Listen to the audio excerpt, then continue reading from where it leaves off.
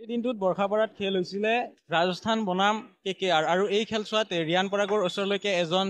কিশোৰ গৈছিলে 16 বছৰীয়া সেইগৰাকী মোৰ সতে আছে আৰু তেওঁক যোৱাকালি ফটাশীল আৰক্ষীয়ে আটক কৰি আনিছিলে আৰু তেওঁৰ পৰা গোটেই কথাখিনি জানিবলৈ চেষ্টা কৰিম তেওঁনো কিয় গৈছিলে আৰু তোমাৰ নাম কি প্ৰথমতে কোৱা মোৰ নাম ইয়াছিন ইছলাম। কিয় গৈছিলা ভিতৰলৈকে ভিতৰলৈকে গৈছিলোঁ মই ৰিয়ান পৰাগৰ মোৰ এটা বহুত দিনকাৰ মোৰ এটা স্বপ্ন মই ৰিয়ান পৰাগৰ লগত মই হাক কৰিমেই মই হাক কৰিছোঁ মই এটা স্বপ্ন ক্লিয়াৰ হৈছে আৰু ৰিয়ান পৰাগৰ মই ৰিয়ান পৰাগৰ লগত মই কথা পাতিম মই কথা পাতিছোঁ আৰু মানুহে যে কৈ আছে যে ৰিয়ান পৰাগৰ মা বাবা যে পইচা দিছে 20,000 এইটো মিছা কথা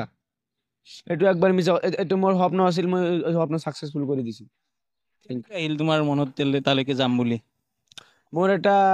কেনেকে আৰু আহিব মোৰ এটা ফিলিংছ হৈ গৈছে যে ইয়াৰ যে দুটা ছক্কা মাৰিল মোৰ আগৰ পৰা ইয়াৰ ছক্কা দেখি মোৰ ফিলিংছ উৰাই যায় মই মই মই যদি ঘৰত থাকো ইয়াক মই যাব খোজো। তুমি ৰিয়ান পৰাগৰ মাকক চিনি পোৱা নেকি নাই পোৱা নাই পোৱা ক'ত টিকট কাটিছিলা আৰু কেনেকে গ'লা বাহিৰত টিকট বিক্ৰী কৰি আছে মই টিকট ললো 2600 টকা দি 2600 টকা দি মই ভিতৰত গ'লো ভিতৰত মোৰ একেবাৰে ওপৰত আছিল মই একেবাৰে তলত আহিছো তলত আহি মই ডাইৰেক্ট জঁপিয়াই গৈছো চিকিউৰিটি দুফালে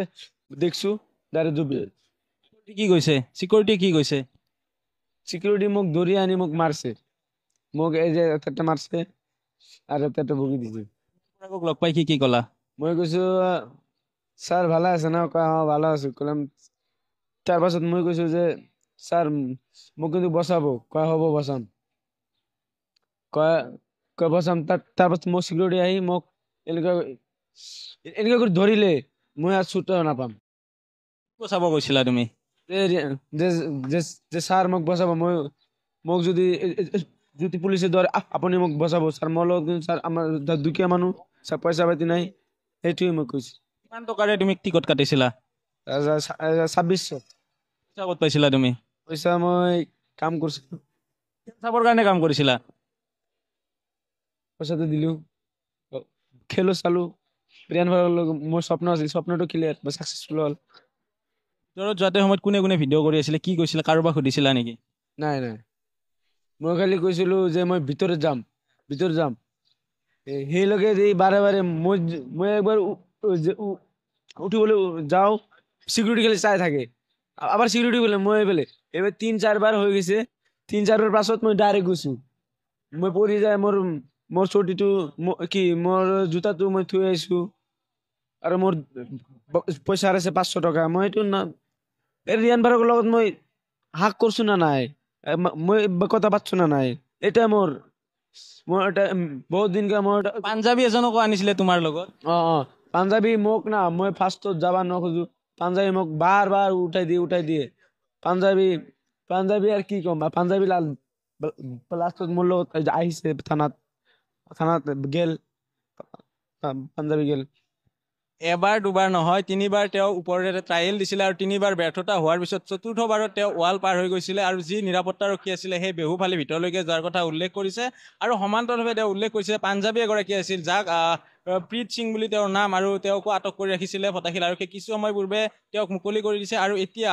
যি গোৱালপাৰাৰ লক্ষীপুৰৰ ইয়াছিন ইছলাম আছে তেওঁকো মুকলি কৰি দিয়া হৈছে আৰু ইয়াছিনৰ এটা সৰুৰে পৰা হেঁপাহ আছিলে ইচ্ছা আছিলে যে তেওঁ ৰিয়ান পৰাগক এবাৰ চুই চাব আৰু শেষত ৰিয়ান পৰাগক কি ক'বা তুমি রিয়ান পরাগ কি কম রিয়ান পরাগ মোক তো এটা রিয়ান পরাগ বসালে এটা মই রিয়ান পরাগ মই মই ধন্যবাদ জনালো রিয়ান পরাগ লাভ ইউ ব্রো নেক্সট খেলখন চাবানে আৰু চাম ক'ৰ পৰা ল'লা তুমি লৈছো মই টিকট ললে মই অনলাইনত কাটি দিম হৈ যাব পৰৱৰ্তী যিখন খেল আছে RR বনাম CSK তাৰেও টিকট লৈ থৈ দিছে বুলি উল্লেখ কৰিছে আৰু Riyan Parag I love you ব্ৰ বুলি উল্লেখ কৰিছে আৰু আমি পোনপটীয়াকৈ দেখুৱালো নিউজ 18ত এক্সক্লুচিভলি যে এইগৰাকীয়ে যুৱক যিগৰাকী যুৱক নহয় আচলতে কিশোৰ 16 বছৰীয়া যিগৰাকীয়ে নিজে হাজিৰা কৰি টকা সংগ্ৰহ কৰি সেই ধনেৰে খেল চাব আহিছিলে আৰু 3000 টকা ইনকাম কৰিছিলে 2600 টকাৰে টিকট কাটিছিলে 400 টকা আছিলে 200 টকা হেৰুৱাইছে তাত থকা সময়ত আৰু জোতা তেখেতে হেৰুৱাই আহিছে উল্লেখ কৰিছে আৰু দৃশ্য দেখুৱাইছে যে তেওঁ এতিয়াও উকা ভৰিৰে আছে তেওঁৰ কালি যেতিয়া দৌৰিছিলে তেতিয়া তাত এয়া জোতা পৰি ৰৈছিলে আৰু এয়াই হৈছে দৃশ্য এই মুহূৰ্তত